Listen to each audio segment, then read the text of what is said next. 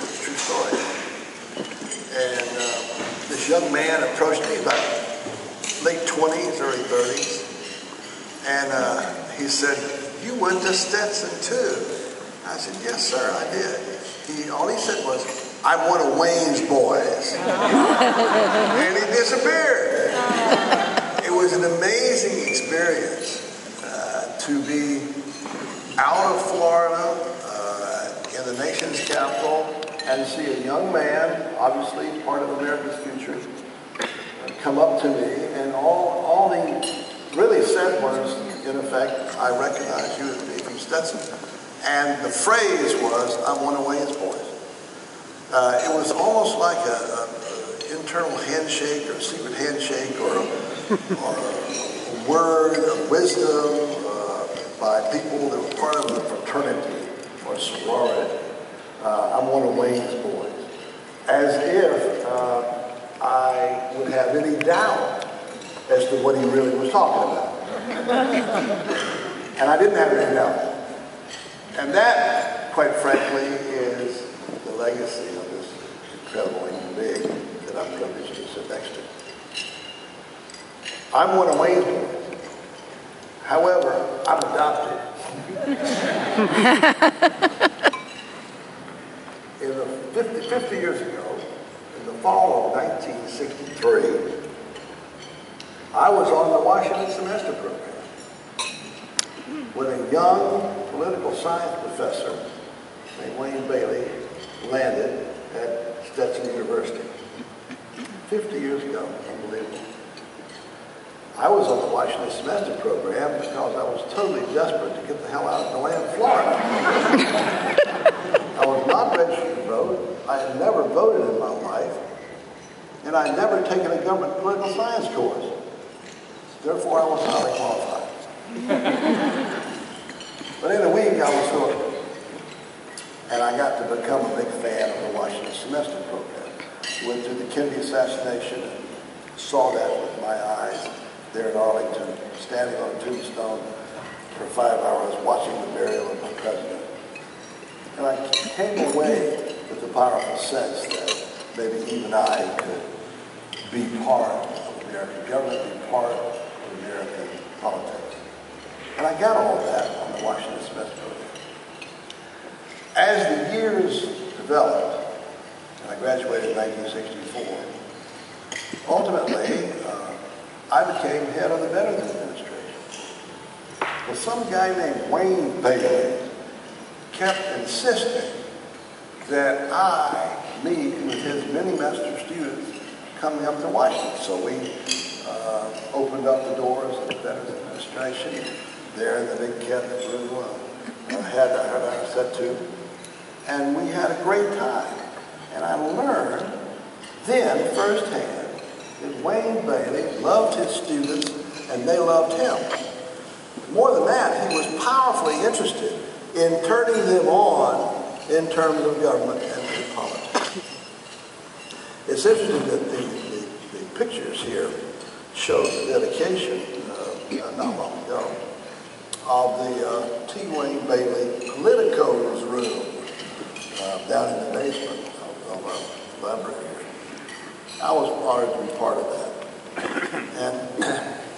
And it was really interesting because Wendy Libby joked about Wayne always using some kind of suasion or force in his classes to try to indicate to his students that they should lean Democratic. And I was sitting up there listening, and I could hear Wayne under his breath say, "We tried, we tried." So Wayne has become really a legend here, not only in Stetson, but in Central Florida and in America in so many ways. You mentioned in the introduction the information that the Discovery Channel gave him their first award in terms of his efforts toward health, toward lung health. And he is the man that is really responsible for smoke-free Florida. I think we ought to give him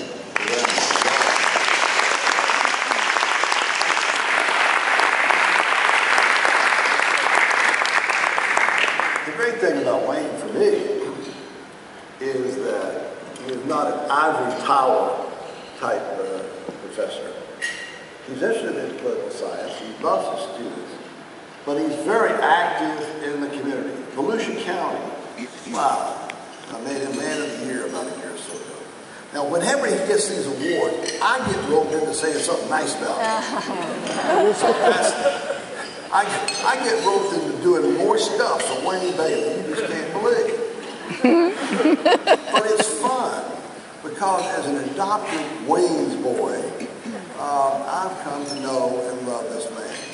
Not only was I head of the VA, we received Stetson students and Wayne came up. But then, after I lost in 2002, it was Wayne Bailey who helped pick me up and place me on the Washington Semester Program as a teacher. And it was there that I learned that this man here is the longest serving coordinator of the Washington Semester Program at American University in the nation. And I think that you all have to recognize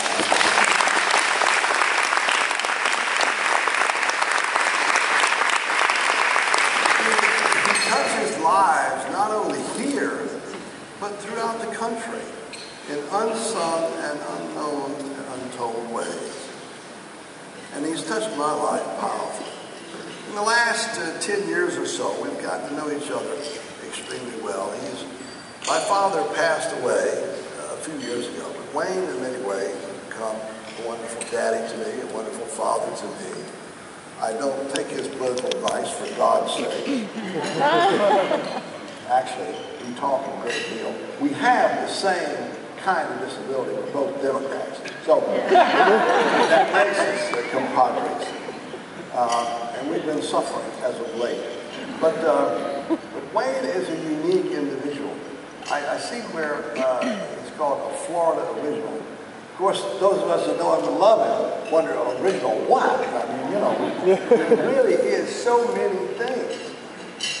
He has such a unique gift in terms of communication. I don't know whether you've ever talked to him on the phone or ever called his cell phone, but he's the only person I've ever heard that can make hello sound like 3 syllables.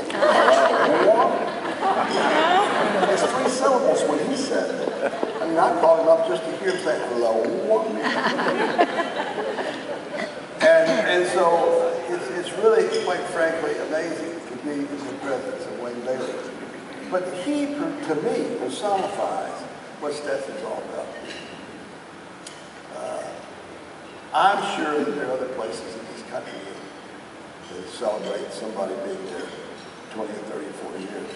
I don't know any place in America, corporate, private, nonprofit, university level, that celebrates anybody that has been with the institution, loved and beloved, and has such a symphony and chorus of supporters and friends and mentors that he has, and people he's mentored through the years. I don't know anybody that has the symphony and chorus that Wayne Bailey had. So let's give him another round of applause.